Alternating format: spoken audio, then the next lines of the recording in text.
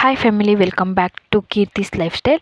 ಯಾರಾದರೂ ನನ್ನ ಚಾನಲ್ನ ಹೊಸ್ದಾಗಿ ನೋಡ್ತಿದ್ರೆ ಪ್ಲೀಸ್ ಸಬ್ಸ್ಕ್ರೈಬ್ ಮಾಡಿಕೊಂಡು ವೀಡಿಯೋಸ್ ನೋಡಿ. ನೀವು ಮಾಡೋ ಒಂದು ಸಬ್ಸ್ಕ್ರೈಬಿಂದ ನನ್ನ ಚಾನಲ್ ಇನ್ನೂ ಗ್ರೋತ್ ಆಗುತ್ತೆ. ಪ್ಲೀಸ್ ನೀವು ಮಾಡಬೇಕಾಗಿರೋದಿಷ್ಟೇ, ಸಬ್ಸ್ಕ್ರೈಬ್ ಮಾಡಿಕೊಂಡು ವೀಡಿಯೋಸ್ ನೋಡಿ. ಪ್ಲೀಸ್ ಸಪೋರ್ಟ್ ಮಾಡಿ ಗೈಸ್. ಬನ್ನಿ ವೀಡಿಯೋದೊಳಗಡೆ ಹೋಗೋಣ. ಸೊ ಇವತ್ತಿನ ಬ್ಲಾಗ್ ಏನು ಅಂದರೆ, ಸೊ ಇದು ಶುಕ್ರವಾರದ ಬ್ಲಾಗ್ ಆಗಿರುತ್ತೆ, ಬಟ್ ನಾನು ಅಪ್ಲೋಡ್ ಮಾಡಿರೋದಿಲ್ಲ.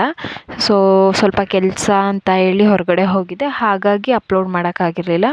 ಸೊ ಶುಕ್ರವಾರ ಅಲ್ಲ, ಬಾಗಿಲೆಲ್ಲ ಬೆಳೆದು ಬಿಡೋಣ ಅಂತ ಹೇಳಿ ಬಾಗಿಲಿಗೆ ನೀರು ಹಾಕ್ತಿದ್ದೆ. ಅದಕ್ಕೂ ಮುಂಚೆ ಬಾಗಿಲಲ್ಲಿ ಬೈಕ್ ಇತ್ತಲ್ವ, ಸ್ಕೂಟಿ, ಅದು ಡೈಲಿ ಅಲ್ಲೇ ಇರುತ್ತೆ. ನಾವು ಒಂದು ಟೈಮ್ ಅದನ್ನು ಆ ಕಡೆಗೆ ನಿಲ್ಲಿಸಿದ್ರೇ ಆ ಸ್ಕೂಟಿಗೂ ಸಮಾಧಾನ, ನಿಲ್ಲಿಸಿದವರಿಗೂ ಸಮಾಧಾನ. ಹಾಗಾಗಿ ಅದನ್ನು ನಿಲ್ಲಿಸ್ಬಿಟ್ಟು ಸಗಣಿ ನೀರೆಲ್ಲ ಹಾಕಿಬಿಟ್ಟು ಬಾಗಿಲನ್ನ ತೊಳೆದ್ಬಿಟ್ಟು ಬಾಗಿಲನ್ನ ಗುಡಿಸ್ತಾ ಇದ್ದೀನಿ. ಸೊ ಎಂತ ಗೊತ್ತಾ, ನಾರ್ಮಲ್ ಡೇಗೂ ಈ ಸಗಣಿ ಹಾಕಿ ಬಾಗಿಲು ಬೆಳೆದಿರೋ ದಿನಕ್ಕೂ ತುಂಬ ವ್ಯತ್ಯಾಸ ಇರುತ್ತೆ. ಯಾಕೆ ಅಂದರೆ ನಾರ್ಮಲಾಗಿ ಅದು ಮಣ್ಣು ಇದ್ದಂಗೆ ಇರುತ್ತೆ, ಬಟ್ ಸಗಣಿ ಹಾಕಿದಾಗ ಏನೋ ಒಂಥರ ಚೆನ್ನಾಗಿದೆ ಅಲ್ಲ ಅನ್ನೋ ಫೀಲ್ ಕಾಣ್ತಾ ಇರುತ್ತೆ ಅಲ್ವಾ. ಡಿಫ್ರೆನ್ಸ್ ನಿಮಗೆ ಗೊತ್ತಾಗಿರ್ಬೋದು, ಯಾಕೆಂದರೆ ಸಗಣಿ ಹಾಕೋರಿಗೆ ಗೊತ್ತಿರುತ್ತೆ ಈ ಫೀಲ್ ಏನು ಅಂತ. ಸೊ ಅದೇ ಥರನೇ ಆಮೇಲೆ ಎಲ್ಲ ಬೆಳೆದಾದ್ಮೇಲೆ ಗುಡ್ಸಾಯ್ತಾ, ಗುಡ್ಸಾದ್ಮೇಲೆ ನಾನು ಬಾಗಿಲಿಗೆ ರಂಗೋಲಿ ಹಾಕೋಣ ಅಂತ ಹೇಳಿ ರಂಗೋಲಿ ತೊಗೊಬಂದೆ. ಸೊ ಶುಕ್ರವಾರ ಎಲ್ಲ ಸ್ವಲ್ಪ ಜಾತ್ರೆ ಮಾಡೋಣ ಅಂಥೇಳಿ ಹೊಸ್ಲಿಗೆಲ್ಲ ಚೆನ್ನಾಗಿ ಅರಿಶಿನ ಎಲ್ಲ ಮೆತ್ಬಿಟ್ಟು ಆಮೇಲೆ ರಂಗೋಲಿ ಹಾಕಿದೆ, ಅಲ್ಲಿ ಮೇಲೆ ಕೆಳಗಡೆ ಎಲ್ಲ. ನೆಕ್ಸ್ಟು ಇಲ್ಲಿ ಬಾಗಿಲಿಗೆ 9ರಿಂದ ರಂಗೋಲಿ ಹಾಕಿದೆ. ಸೊ ನಾನು ಆಲ್ರೆಡಿ ಒಳ್ಳೆ ಪೇಪರ್ ಆಯೋಳ ಥರನೇ ಕಾಣ್ತಿದ್ದೀನಿ, ಒಂದು ಪ್ಯಾಂಟ್ ಮೇಲೆ ಒಂದು ಪ್ಯಾಂಟ್ ಕೆಳಗಡೆ. ಸೊ ಯಾರು ಅದನ್ನು ಮೈಂಡ್ ಮಾಡ್ಕೊಬೇಡಿ. ಹಾಗೆ ಒಂದು ಸಿಂಪಲ್ ರಂಗೋಲಿ ಬಿಡಿಸ್ಬಿಟ್ಟೆ. ರಂಗೋಲಿ ಬಿಡಿಸ್ತಿದ್ದಂಗೆ ನಾರ್ಮಲ್ ಏನು ಹೇಳಿ, ಹೂವು ಇಟ್ಟರೆ ಆ ರಂಗೋಲಿಗೂ ಫುಲ್ಫಿಲ್ಲು, ನನಗೂ ಫುಲ್ಫಿಲ್ಲು ಅನ್ನೋ ರೇಂಜಿಗೆ ಹೋಗಿ ಹೂವು ಕುಯ್ಕೊಂಬಂದೆ. ಅದೇ ಸಿಟಿಲಿದ್ವಿ ಅಂದರೆ ನಾವು ಒಂದು ಚಿಕ್ಕ ಹೂವಕ್ಕೂ ದುಡ್ಡು ಕೊಟ್ಟೇ ತೊಗೋಬೇಕು. ಬಟ್ ಹಳ್ಳೀಲಿ ಆ ಥರ ಅಲ್ಲ, ಬಾಗಿಲಲ್ಲೆಲ್ಲ ಯಾರ ಮನೆ ಬಾಗಿಲಲ್ಲಿರುತ್ತೆ ಹೋಗಿ ಕಿತ್ಕೊಬಂದ್ಬಿಡು. ತುಂಬ ಹೂವಿದ್ರೆ ನಾವು ಕಿತ್ಕೊಬರೋ ಒಂದು 2 ಹೂವೇನು ಅವ್ರಿಗೇನೋ ಲಾಸ್ ಏನು ಅನಿಸಲ್ಲ ಅಲ್ವಾ, ಹಾಗಾಗಿ ಅವ್ರು ಏನೂ ಮಾತಾಡೋದಿಲ್ಲ. ಸೊ ಹಳ್ಳಿ ಲೈಫ್ ಯಾಕೆ ಇಷ್ಟ ಅಂದರೆ, ಈ ಥರ ಎಲ್ಲದೂ ಒಂದು ಚಿಕ್ಕ ಚಿಕ್ಕ ವಿಷಯದರಲ್ಲೂ ಸ್ವಲ್ಪ ನಮಗೆ ಅಮೌಂಟ್ ಉಳಿಯುತ್ತೆ. ನೆಕ್ಸ್ಟು ಮನೆ ಬಳಿಯೋಣ ಅಂದ್ಕೊಂಡೆ.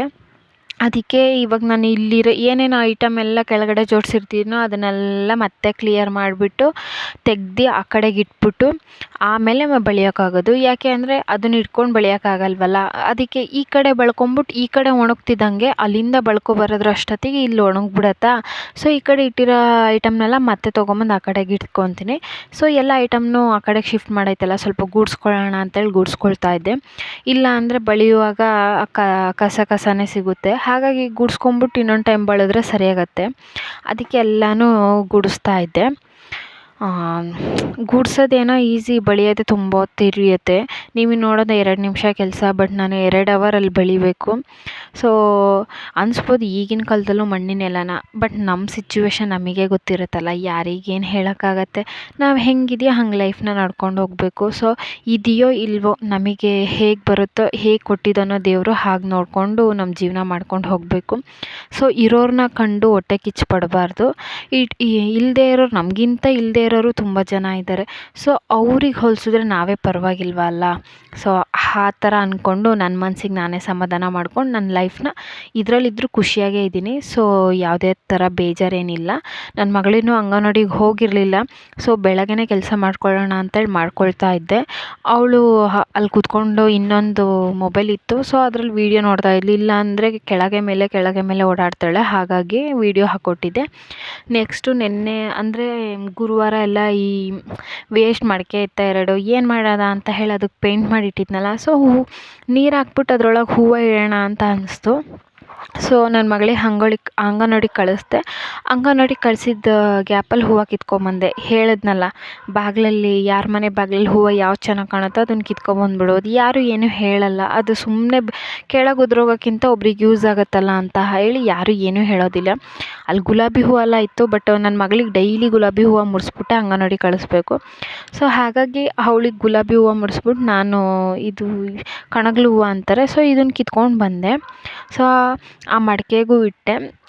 ಹೇಗಿದೆ ನನ್ನ ಕಮೆಂಟ್ ಮಾಡಿ. ಸುಮ್ಮನೆ ಏನಾದರೂ ಮಾಡಿದ್ರೆ ನಾವು ಮಾಡಿರ್ತೀವಲ್ಲ ಅದನ್ನು ನೋಡ್ತಾ ಇದ್ರೆ ನಮಗೇನೋ ಒಂಥರ ಖುಷಿಯಾಗಿ ನಾವೇ ಮಾಡಿರೋದಲ್ಲ ಅಂತ ಏನೋ ಒಂಥರ ಮನಸ್ಸಿಗೆ ತೃಪ್ತಿ ಅನ್ನಿಸ್ತಾ ಇರುತ್ತೆ.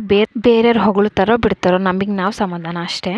ನೆಕ್ಸ್ಟ್ ಒಲೆ ಎಲ್ಲ ಬೆಳೆದಿದ್ನಲ್ಲ, ಸೊ ಅದಕ್ಕೂ ಕುಂಕುಮ ಎಲ್ಲ ಹಚ್ಚುತ್ತಾ ಇದ್ದೆ. ಕುಂಕುಮ ಹಚ್ಬಿಟ್ಟು ರಂಗೋಲಿ ಹಾಕಿದ್ರೇ ಅದು ಫುಲ್ಫಿಲ್ ಆಗೋದು. ಅದೇನೋ ಒಂಥರ ಒಲೆ ಬಳಿದ್ಮೇಲೆ ನಾವು ಎಲ್ಲೆಲ್ಲಿ ರಂಗೋಲಿ ಹಾಕಬೇಕು ಅನ್ಸುತ್ತೋ ಅಲ್ಲೆಲ್ಲ ಹಾಕ್ಬಿಟ್ರೇ ಸಮಾಧಾನ ಬಳ್ದಿರೋದಕ್ಕೂ. ಸೊ ರಂಗೋಲಿ ಎಲ್ಲ ಹಾಕ್ಕೊಂಡೆ. ಎಂತ ಗೊತ್ತಾ, ಬಳಿಯೋದು ನಾನು ವಾರಕ್ಕೆ 1 ಟೈಮ್ ಬಳಿತೀನಿ. ವಾರಕ್ಕೆ 2 ಟೈಮಂತೂ ಬಳಿಯೋಕ್ಕಾಗಲ್ಲ. ಮಿನಿಮಮ್ 2ರಿಂದ 3 ಅವರ್ ಆಗುತ್ತೆ ಬಳಿಯೋಷ್ಟೊತ್ತಿಗೆ. ನಾನು ಅದನ್ನೆಲ್ಲ ಎತ್ತಿಗೆ ಬಳಿಯೋಕ್ಕೆ ಟೈಮ್ ಆಗುತ್ತೆ. ನೆಕ್ಸ್ಟ್ ಇರೋ ಬಟ್ಟೆನೆಲ್ಲ ತೊಳೆದೆ. ಇದು ನೆಕ್ಸ್ಟ್ ಡೇ. ಸೊ ನನ್ನ ಮಗಳಿಗೆ ಸ್ಕೂಲಿಗೂ ಅಡ್ಮಿಷನ್ ಮಾಡಿದ್ದೀನಿ. ಇವತ್ತು ಹಾಗೆ ಕರ್ಕೊಂಬಂದು ಕೂರಿಸಿದ್ದೆ. ನಾಳೆಯಿಂದ ಹೋಗಬೇಕು ಅಂತ ಇವತ್ತು ಆಟಾಡ್ತಾ ಕೂತಿದ್ದೆ. So thanks for watching.